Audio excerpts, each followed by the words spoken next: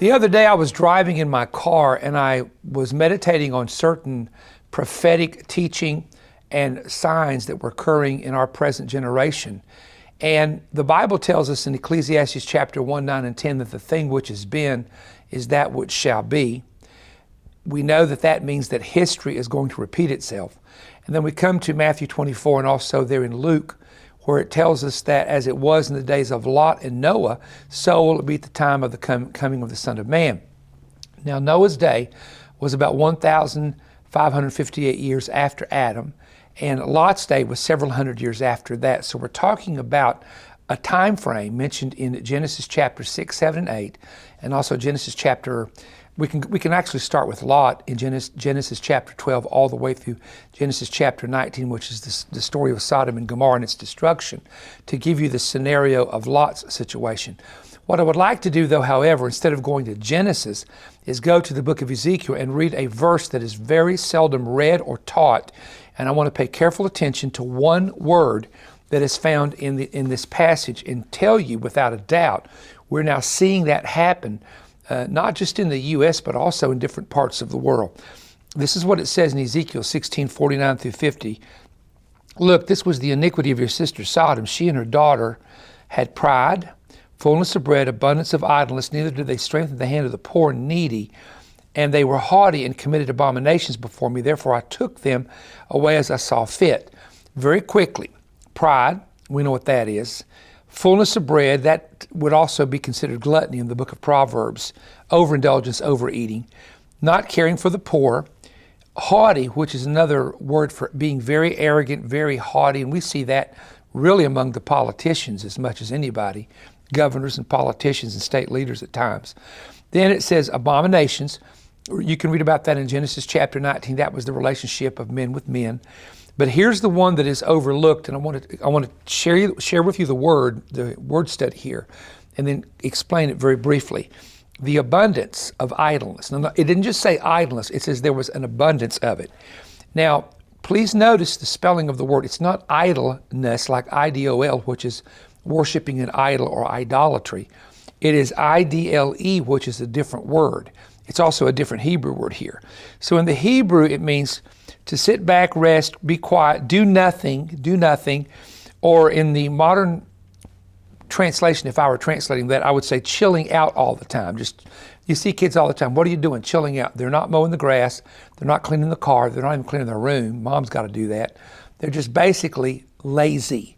And when you look at the word idleness here, one of the English words that we find, well, let's say the King James translation of the book of Proverbs warns about slothfulness, being slothful. And a sloth is an actual animal found in Central America, Latin America, in which it is very, very, very slow. Its metabolism is slow. It hangs upside down most of the day, sleeps all the time. And in the French, they use that word to mean someone who is lazy, slothful, or lazy person. We would call them a sluggard. That was an old word that the old timers used for a kid that wouldn't work. And I could give many verses, but Proverbs 19:15 says, slothfulness cast one into a deep sleep, and the idle person shall suffer hunger. Let me give you an example of this. You have heard, and it is so true, one of our secretaries went to Destin, Florida on vacation, and it took 2 hours for them to actually get their meal. 2 hours to get their meal. And the reason that it took 2 hours to get their meal was because that they didn't have any workers. People are not working. I mean, literally, people are not going back to work, not showing up to work and not working. And it's presenting a huge, serious problem. And there are various reasons for that. You know, some mothers had to quit their jobs to take care of their children, and they're still taking care of their children because the schools were not letting the kids come go to the public school. So what happened during the COVID is now we're seeing the repercussions of not working, of shutting down the businesses, of closing businesses down, etc. Now we get the repercussions. We thought everything would be better. Well, when everybody went back to work, I'm talking to everybody in this town that has businesses, they can't get people to work. You can't get people to work, you can't open your business. You can't get people to work, then the factories cannot get the food to you, to the restaurants, or the products. And there is a real repercussion here. And we've not even seen this is only the start of it. This is only the beginning of it. So what I want to point out here, for example, there were 3 kids that worked in a local business in Cleveland, and they all quit the same day. And they said that because their family's getting the government stimulus, they don't have to work. So why should they make $200 a week or $250 a week when they can make $300, $400, $500? And of course, they're not making it, but they have that money available. That is creating a problem. They asked Joe Biden the other day, was that a problem? No, I don't think so. I mean, I don't even think he realizes what's going on. I don't know. Maybe, and it may all be on purpose, who knows? But they decided to stay home. These three kids didn't play video games all summer. So what we're dealing with here, we see kids, and I'm not fussing at the younger generation because some of these people not returning to work are older people. But the bottom line is, if you go to Genesis chapter 19, the men of the city of Sodom were sleeping during the day, and they were all coming out at night. The young and the old were coming together. They were joining together in mobs and that type of thing. And my bottom line to tell you, because we have hired people in the past year and still hire people occasionally to work, but there are very few in the younger generation that are building a very strong work ethic. They have easy money. They can make money over the internet. They don't have to work hard the way our parents or our grandparents had to work. But the Bible said a sluggard, a slothful, or a lazy person will come to poverty. And the man that wrote that was Solomon, who is known as one of the wisest men that ever lived. So I think we need to pay attention and we need to take heed. Solomon also wrote that a prudent person, an aware person, a wise person, foresees trouble coming and prepares for it.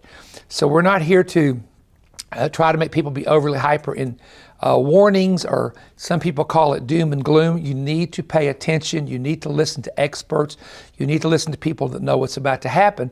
And you and your family just prepare accordingly. Now, in closing, let me just mention that we're very excited about our prophetic summit in June. It's already filled up. You can get on a standby list if you'd like. The Warrior Fest is about full. That's our youth conference in July. We're going to have to go to a standby list there shortly. But we're believing the Lord that we're going to be able to do these conferences, bring in the people, and have a great move of the Lord. I'm very grateful, despite all of our flaws and weaknesses and problems. I'm still grateful to live in this country. And at least at this point, we don't know where it's going, but at this point, to still have the freedom to minister the Scripture. Thank you for joining me. Give us a thumbs up. If you like this, that helps us to keep it out there before the people. And we have many, many more teachings, many teachings that we're going to be doing. And also check out our itinerary. We may be coming to your area at perrystone.org, coming to your area to minister sometimes in the future.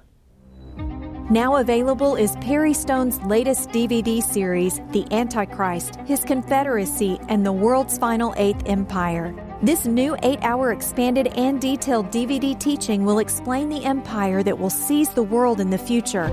This teaching will unlock the final mystery of the Antichrist.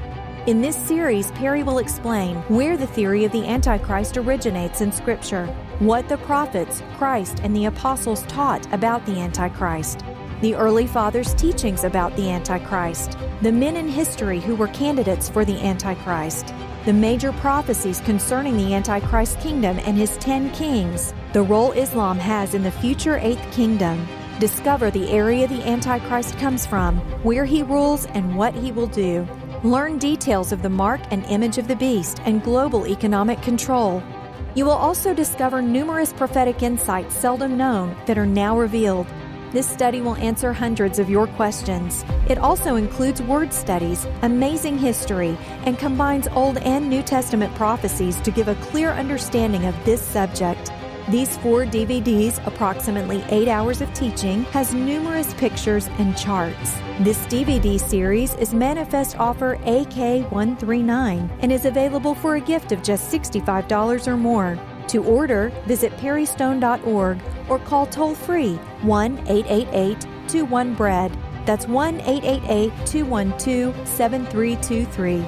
You may also write to us and send a check or money order to Perry Stone Ministries, P.O. Box 3595, Cleveland, Tennessee 37320, and request offer number AK139. This offer is available on television for a limited time, so we look forward to hearing from you soon.